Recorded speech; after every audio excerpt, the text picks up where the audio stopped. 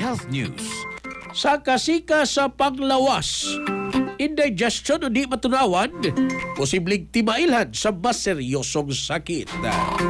Sugid lang tanini ni katropang Ana May Perez. Nag-abiso ang mga eksperto sa panglawas nga dili angay pasagda ng indigestion ilabi na kung pirmi na kini mahitabo. Kasagarang sintomas ni ini mao ang kabusog, bisan gamay pa lang ang nakaon, pagsakit sa tiyan, bloated ug pirming pagburp. Aron malikayan kini likay ang sobrang pagkaon ug tambok ug hala nga pagkaon, soft drinks ug ilim nung makahubog, maayo usab nga mukaon hinay-hinay ug dili dayon muhigda human mukaon.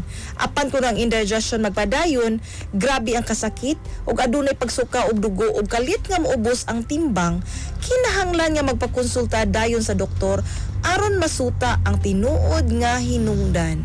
Mga katropa, adlaw-adlaw ang pag-inom sa Santon Vitamin C nga produkto sa Yes to Health, ang numero unong bitamina nga makapalig-on sa immune system. Alang sa nagkaiusang Pilipino para sa Pilipinas, ako ang inyong katropa, Ana May Perez, XFM News. Kasikas Express Balita. Cellphone Plus Gold, mapalit sa mga butika sa inyong lugar.